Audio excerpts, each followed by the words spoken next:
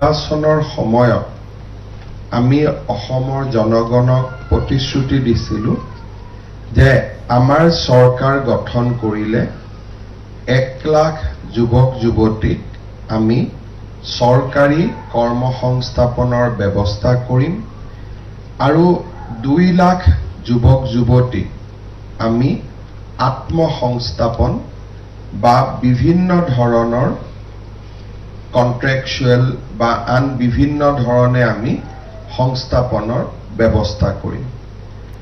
আজি চাওঁতে 4টা বছৰ পাৰ হৈ গ'ল।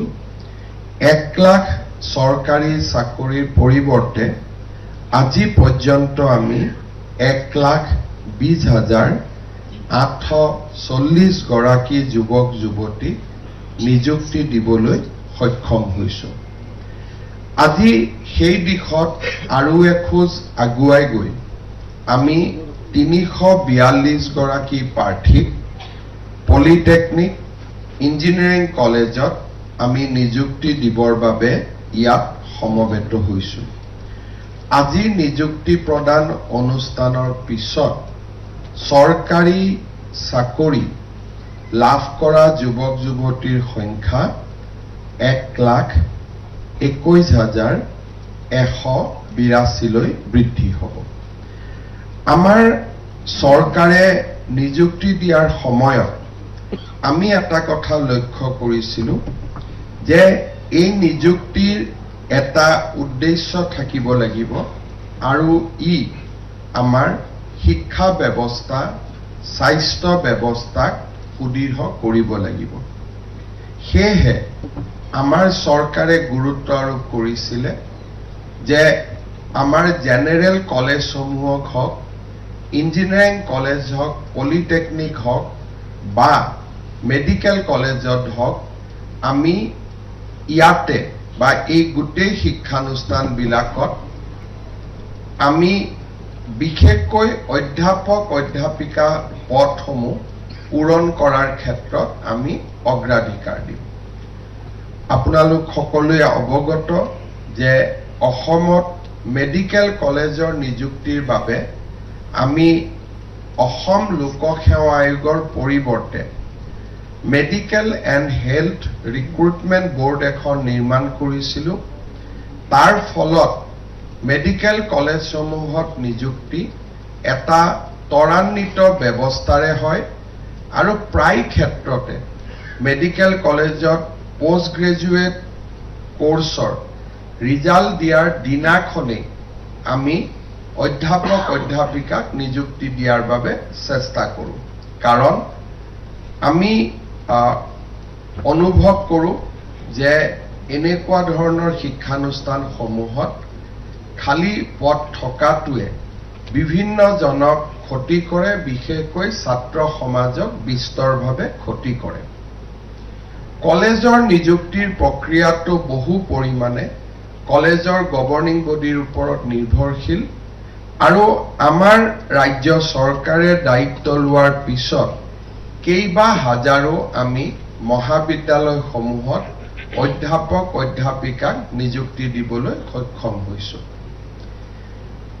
যোৱা প্ৰায় 10-15 বছৰ ধৰি অসমত ইঞ্জিনিয়াৰিং কলেজ আৰু পলিটেকনিকসমূহত নিযুক্তিৰ ব্যৱস্থাটো সুষম নাছিলে আৰু এই গোটেই ব্যৱস্থাটো এটা জটিলতাৰ পাকত আবদ্ধ হৈ আছিলে।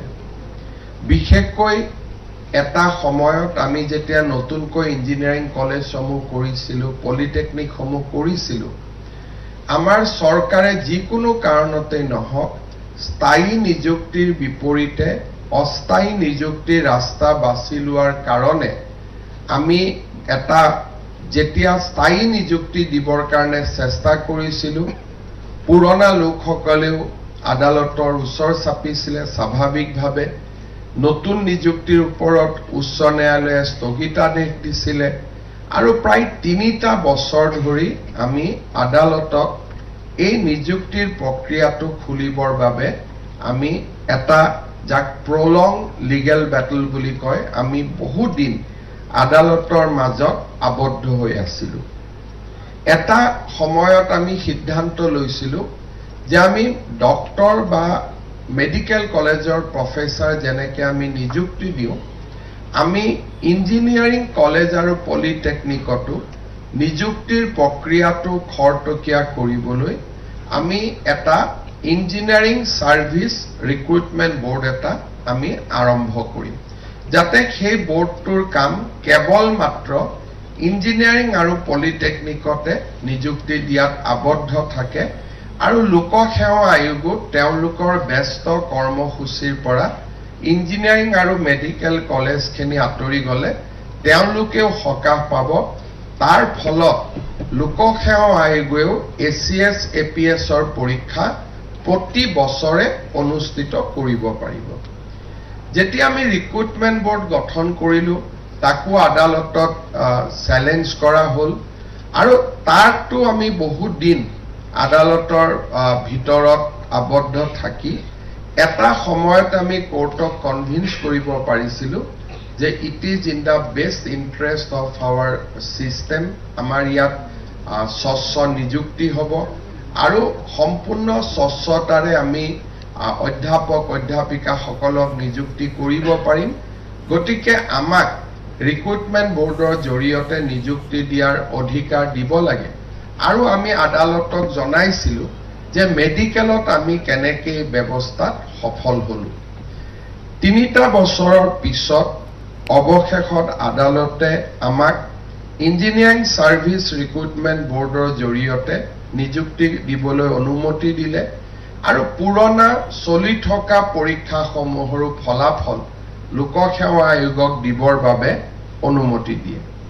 ইয়াৰ ফলত 2024 চনত আমি লোকসেৱা আয়োগৰ জৰিয়তে 76 গৰাকী আৰু 2024-25 চনত আসাম ইঞ্জিনিয়াৰিং সাৰ্ভিস ৰিক্ৰুটমেন্ট বোৰ্ডৰ জৰিয়তে 630 গৰাকী অধ্যাপক অধ্যাপিকা বা আন বিভিন্ন ধৰণৰ পোষ্টত নিযুক্তি দিবলৈ আমি সক্ষম হ'ব পাৰিলোঁ।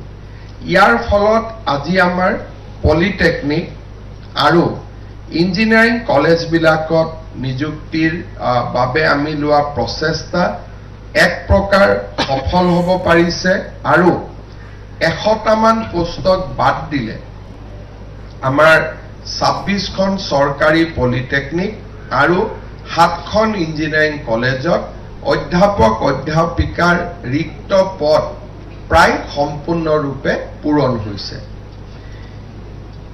ইয়াত অলৰেডি যিখিনি আমি এডভাৰটাইজ কৰিছিলোঁ তাৰ আৰু 60টামান গোচৰৰ 60টামান ৰিক্ৰুটমেন্টৰ কাম চলি আছে। অহা 2 মাহত সেই 60টাও আমি নিযুক্তি দিব পাৰিম।